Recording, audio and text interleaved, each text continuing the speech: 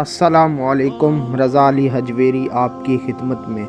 گنج بخش فیض عالم، مظہر نور خدا، ناکسارا پیر کامل، کامل آرا رہنما۔ آج کل اس پرفتن دور میں توحید کو لے کے جو فتنہ و فساد، بے ادبی و گستاخی ہو رہی ہے، وہ توحید کی اصل ناسمجھ کی وجہ سے ہے۔ کوئی میلاد النبی منانے اور درباروں پہ جانے کو شرک اور بدعت قرار دے کر توحید کو بیان کرنے کی کوشش کر رہا ہے۔ ہر بندہ اپنی منطق اور علم کے حساب سے توحید کو بیان کرنے کی کوشش میں ہے۔ کبھی کسی چیز کو شرک قرار دے دیا، کبھی کسی چیز کو بدعت قرار دے دیا، کبھی کسی چیز کو ناپسند کر کے، کبھی کسی چیز کو کفر قرار دے کر توحید کو بیان کرنے کی کوشش کی جاتی ہے، جو کہ ایک دوسرے کو کافر، مشرک، بدعت اور کافر ہونے کا فتویٰ لگایا جاتا ہے۔ یہ سب سطحی علم، عقل و فہم رکھنے کا نتیجہ ہے۔ حالانکہ توحید کا کسی چیز سے، کسی انسان سے کوئی تعلق نہیں ہوتا۔ جو واقعہ میں آپ کے سامنے پیش کرنے جا رہا ہوں، اس سے آپ کو اندازہ ہوگا کہ توحید کا تعلق نہ کسی جگہ سے ہوتا ہے، نہ کسی چیز سے ہوتا ہے۔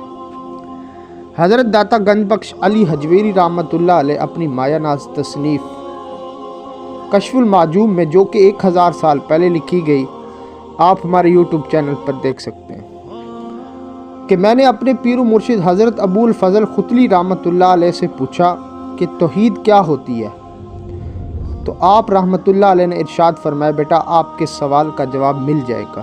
چند دنوں کے بعد ہم سفر حرم کی طرف رواں دواں ہوئے۔ طویل راستہ ہونے کی بنا پر ہم نے ایک رات پڑاؤ کیا، اور جب ہم کاموں میں مصروف تھے تو ایک باریش گھڑ سوار میرے پیر و مرشد کی خدمت میں حاضر ہوا۔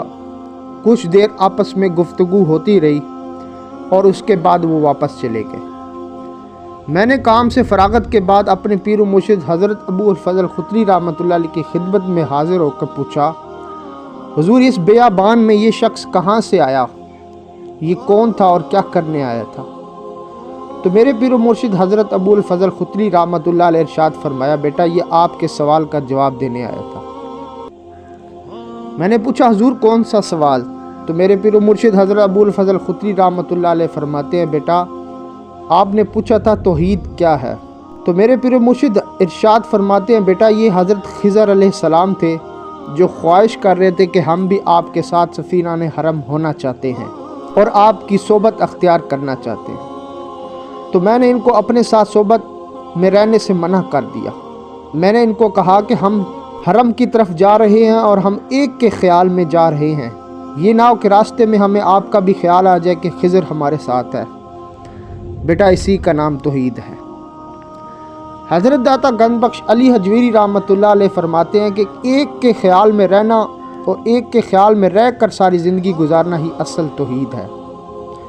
تمام دنیاوی خواہشات، تمام نفسانی خواہشات اور تمام اخروی خیالات سے بالا تر ہو کر اللہ کی یاد میں رہنے کا نام اصل توحید ہے۔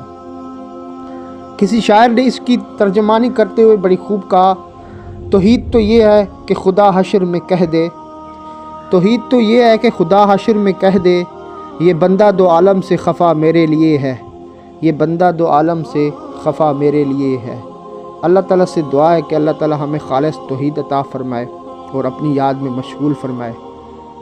ویڈیو آپ کو پسند آئی تو چینل کو سبسکرائب کریں، لائک کریں اور شیئر کریں۔ شکریہ۔